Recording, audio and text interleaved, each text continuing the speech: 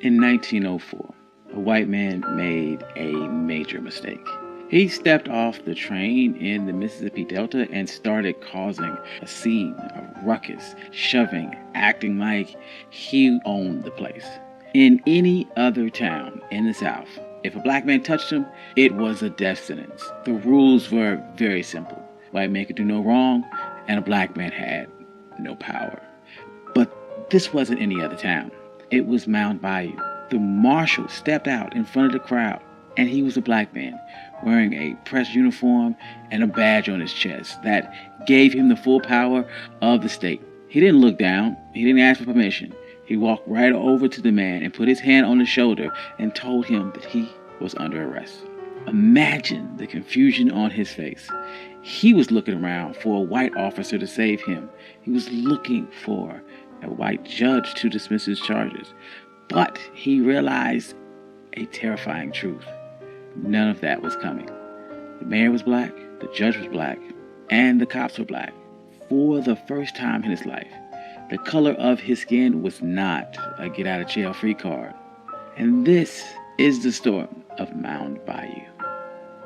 This is One Mic Black History. I'm your host, Country Boy. If you like stories like this, you can find more stories at onemichistory.com. But without further ado, let's get started.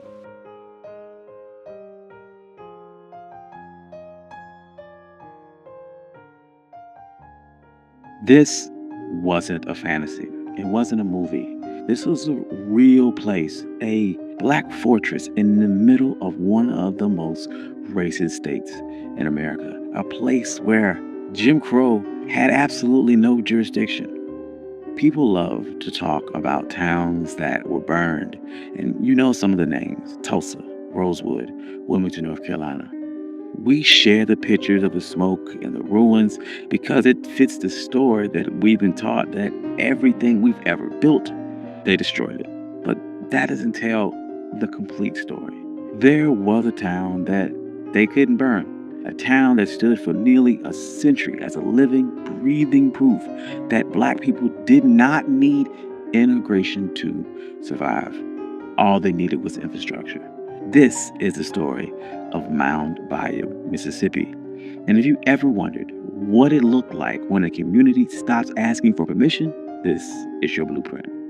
So, to understand how a place like this could even exist, you have to go back to a bit of a paradox. You have to go back to a plantation called Davis Bend. Decades before the Civil War, there was a plantation owned by Joseph Davis, the older brother of Jefferson Davis, the president of the Confederacy. But Joseph Davis was different. He was a utopian socialist. He believed that if you gave enslaved people enough autonomy, they could produce more. So he set up a system that looked less like a labor camp and more like a twisted experiment on self-governance. Enslaved people had their own court system with their own judges and juries to settle disputes. They were trained to be managers. They learned how to keep complex ledgers, how to negotiate contracts with steamboat captains, and how to run a massive agricultural enterprise.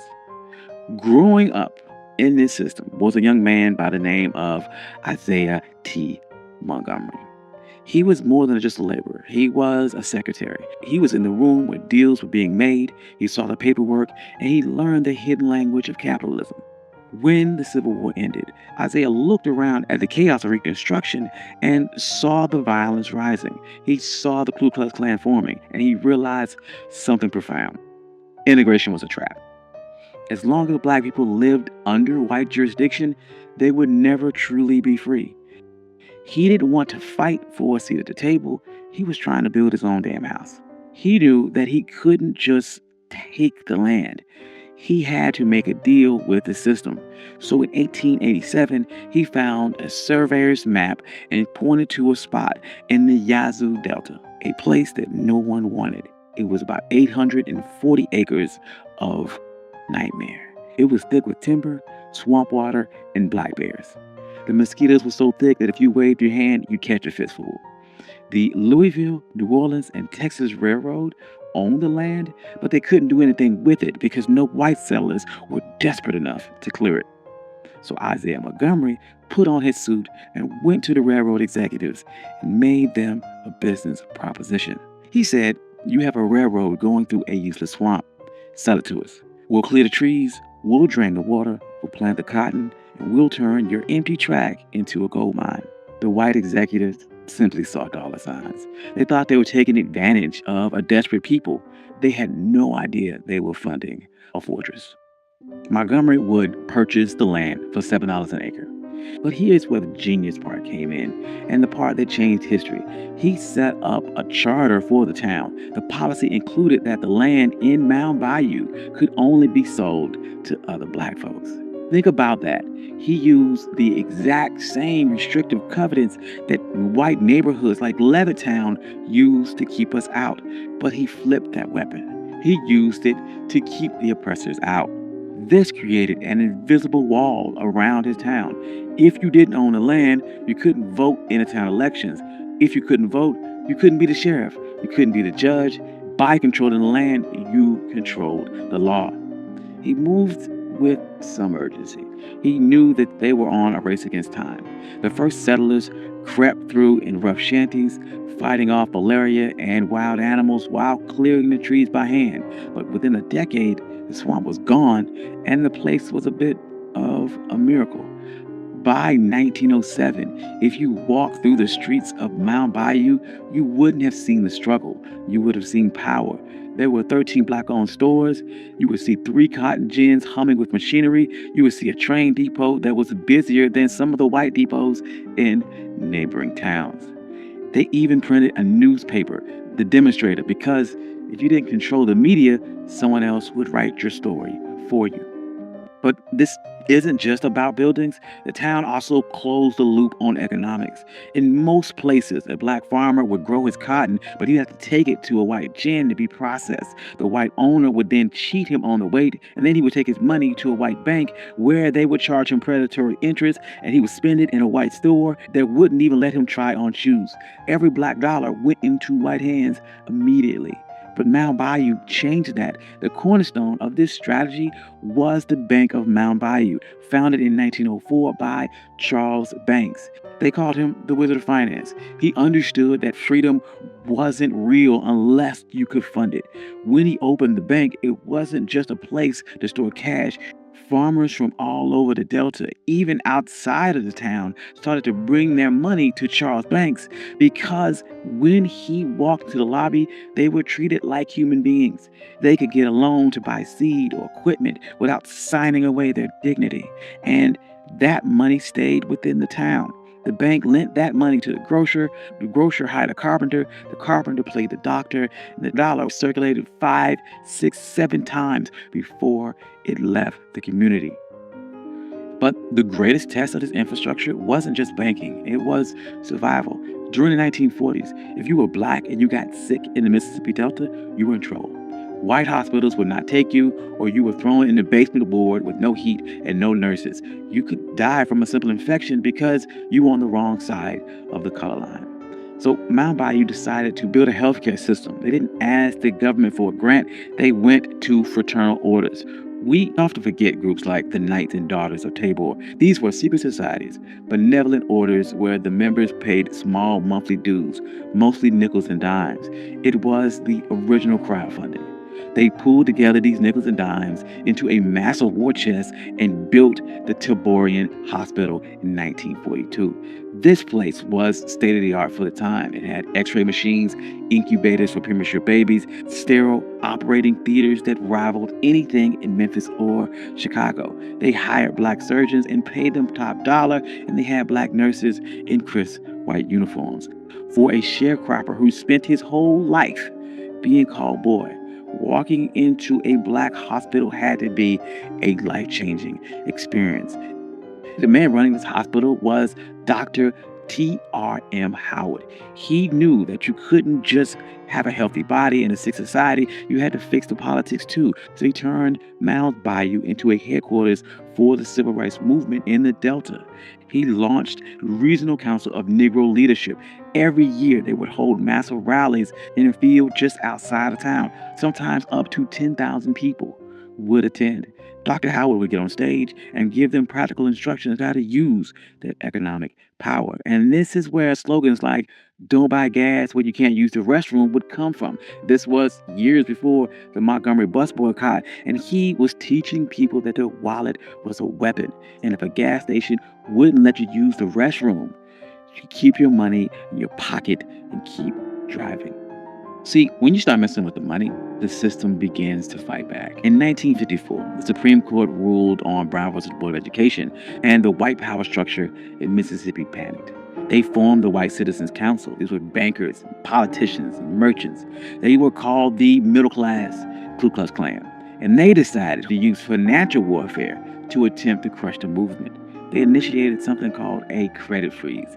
They made a list of every activist, every member in NAACP, every person who dared to speak up. And they called banks and they said to call in your loans. Suddenly, black business owners had 24 hours to pay off debts they thought they had years to pay. Farmers went to buy seed and were told that credit was no good. Sharecroppers were kicked off their land. They tried to starve the movement into submission. And this is where the infrastructure of Mound Bayou saved the day, because Dr. Howard and his lenders didn't have to beg for mercy. They could look at the math and they organized what they called an anti-freeze fund. They reached out to the Tri-State Bank of Memphis and other black-owned institutions, and they moved massive amount of capital into the Delta. When a white bank called in a loan on a black activist, Dr. Howard could step in and say, "We will take on that debt." They would pay off the white bank and refinance the loan for the black institution. This kept storekeepers stocked, this kept mortgages current, and this kept black trucks moving. But these type of efforts don't make headlines. It wasn't a march. It was a wire transfer. That wire transfer saved the movement. It bought them time. And in a long war, time can be the most expensive commodity. This black fortress protected people in ways that went beyond money. When Emmett Till was murdered just a few miles away, the trial was a dangerous farce. Black reporters and witnesses were threatened with death if they testified. Where did they go? They went to Mound Bayou. Dr. Howard turned his home into a command center. He set up an armed guard. He had a safe house. Mamie Till Mobley, Emmett Till's mother, even stayed there. They would drive them to the courthouse every morning to face that horror, and then drive back to Mound Bayou at night to sleep in the only place where the sheriff couldn't let the lynch mob in. And this brings us back to the image of that sheriff on the train platform that we began with. Now, what you need to understand is that what happened in Mound Bayou wasn't magic. It wasn't a utopia where everyone got along perfectly. It was a real place with real issues, but it was a proof of concept. It proved that poverty and chaos that we saw in other places wasn't natural. It was engineered. And when you remove the artificial weight of white supremacy, and when you allow black people to own land and control the bank and police their own streets, we didn't just survive, we thrived. We built hospitals, banks with surplus capital. We built towns that were safe, clean, and more prosperous than the white towns that were attempting to destroy us. And Mound Bayou, it's still here today. It's smaller. The highway system bypassed it, and the economy changed, just like it did for a lot of small rural towns and for a lot of black businesses. But the most important thing about Mound Bayou isn't how big it is today, is that it never burned. Unlike Tulsa, unlike Rosewood, the mob never came from Mound Bayou. They couldn't. Infrastructure was too strong. Ownership was too absolute. They had built a wall of deeds and dollars that hate couldn't climb over. So the next time that someone talks about trauma porn and that it's just an endless cycle of us building and destroying it, you can tell them about the black town that was built in the swamp. Tell them about the sheriff who arrested a white man. Tell them about the bank who fought a credit freeze and won. And tell them that we didn't just survive the system. When we wanted to, we built a better one. Thank you. I'm your host, Country Boy. This has been One Mic Black History. If you like stories like this, you can find more stories like this at onemichistory.com. I also have a Substack. I would love to see you there. I post articles every single week, and I post notes every single day. I'd like to thank all my day ones and my financial contributors. I love every single one of you. Without you, none of this could be possible. Peace.